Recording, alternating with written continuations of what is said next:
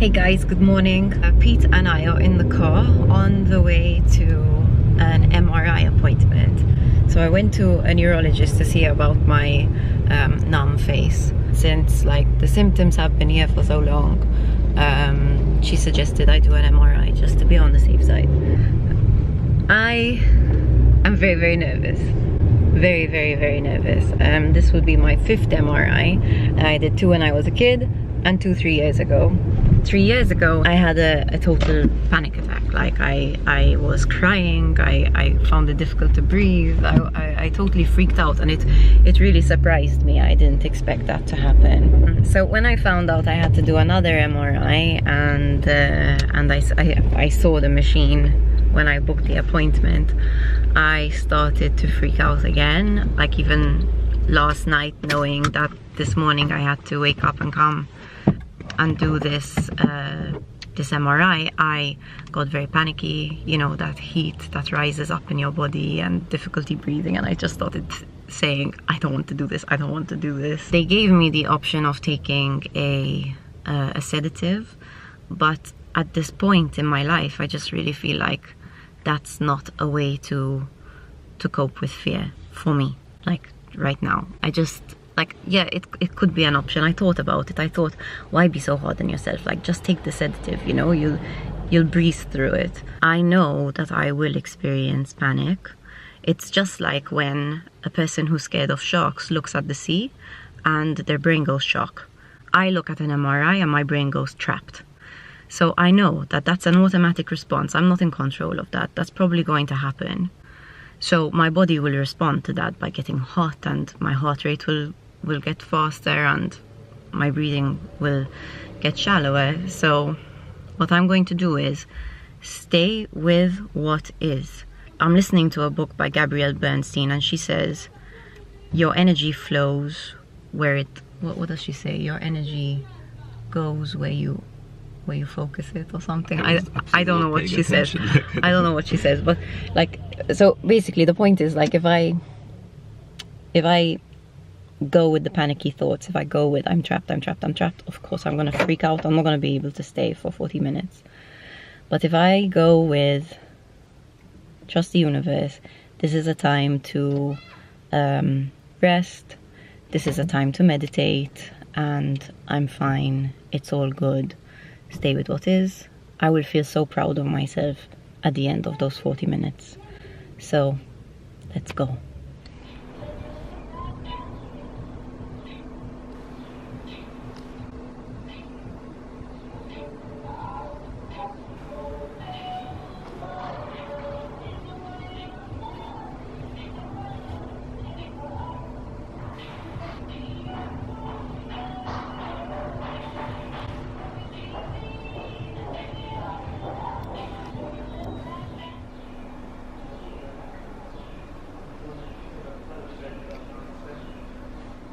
It's 2 days after I did the MRI, and I didn't vlog after doing the MRI because I actually received some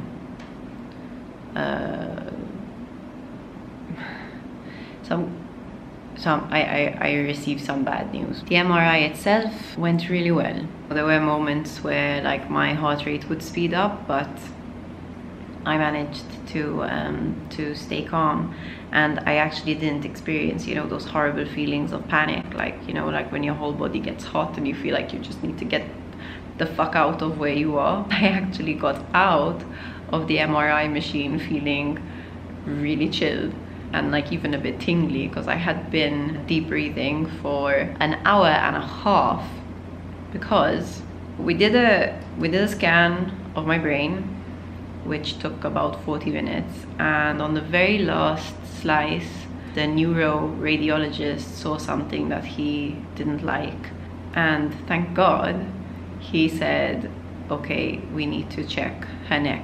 So the radiologist came in and she was like, we need to do a scan of your neck. It would be another 10 minutes. It actually ended up being like another I don't know, about 40 minutes, because I was in there for an hour and a half, and I managed to stay calm. So I thought I would tell you how I managed to stay calm and like what supported me.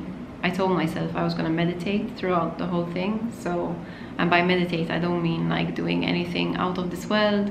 I just mean deep breathing, like breathing in deeply, breathing out deeply. My breath is my anchor to calmness, and if I want to be calm, all I have to do is deep breathe. It changes the chemistry within the body. Like your body responds to deep breathing and you just calm down. So no matter what's happening, you can use that anchor to really ground you in the calmness. Before I went in, I committed myself to staying calm. I told myself I'm going to stay calm. Even if the feelings of panic do arise, I am staying calm. I took support. So I asked Pete to be with me. I mean, I didn't even have to ask Pete to be with me. He just came. And for me, that was a massive support. You know, the fact that I could see in the mirror that he was in the room next door, it was extremely supportive. I asked Pete to prepare some music for me. So I asked him to download my favorite meditation. And this is the one that I use most frequently. And I chose that one because I wanted a familiar voice with me. I've listened to the meditation so many times that I trust the voice, like, because I know that following that meditation I can come to a space of calmness. So Pete downloaded that meditation for me, and he also downloaded some music, and then when we got there we asked them to play it. So as soon as I went into the machine, Pete began playing the meditation, and it was brilliant because I instantly started deep breathing. Like, that was my cue. It was really, really helpful. I really stayed with the now. I looked at the machine. I used my senses. I reminded myself I'm in a machine. I'm not trapped. There were certain key phrases that really guided me while I was in there. So whenever I felt I was struggling a bit, I would just remind myself of them. One of them, and I still don't know what the hell this phrase is, but basically energy goes where it flows, or something like that. That's what Gabby Bernstein says. And basically the way I interpret that is, if you want to go to anxiety, your energy is gonna go there. If you want to stay with the now, your energy is gonna go there. So if I want to stay calm, my energy is gonna go to a place that keeps me calm. Another thing that I kept saying to myself was, noise is noise. Noise is not pleasant or unpleasant. Noise is noise. Because if you've ever had an MRI, you know how fucking noisy the machine is, and it's like drilling like around your head. So I reminded myself that to not become annoyed by the noise and to just be curious about it, just listen to it. And like, it sounded different. Sometimes it sounded like sawing, sometimes it sounded like church bells, sometimes it sounded like some electronic music. It was kind of cool. The quote goes, "We suffer in imagination." And so I used that to remind myself that I actually wasn't suffering. I was very comfortable. I mean, okay, very comfortable, but I was comfortable, you know? Like, I mean, the room wasn't hot, the room wasn't cold, okay, you're in kind of like a tunnel, but there's still air. The bed the thing you have to lie on isn't like terribly uncomfortable. You know, I was lucky. I was in a good space. Suffer in imagination, you know. If I start thinking, oh, I want to leave, you know, like, I can't take it, then yeah, I start to panic. But if I just stay with what is, then I can take it, because it's okay. Like, the end of the world isn't happening, and it's okay. So anyway, so I'm still digesting the information. I'm extremely grateful that my body gave me a few signals that something wasn't right. I almost ignored it because I said, I have fibro, I get loads of weird symptoms, whatever, I'm not going to pay attention to this, but I'm glad that I did.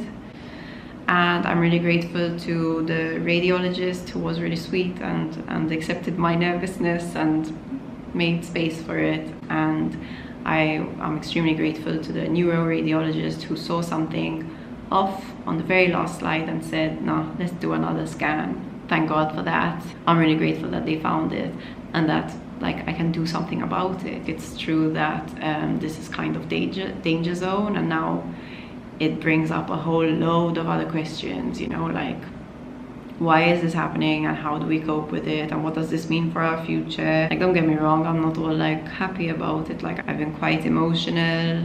It's a lot to take in. I'm staying with what is, and I'm trying not to trivialize this, because sometimes I do that to myself. I kind of say, oh, this is nothing, don't make a fuss. And yeah, in 4 weeks I get to do the MRI all over again. Woohoo! But I know I can do it, so that's helpful. So thank you, and I'm sending you love and encouraging you to stay with the present moment.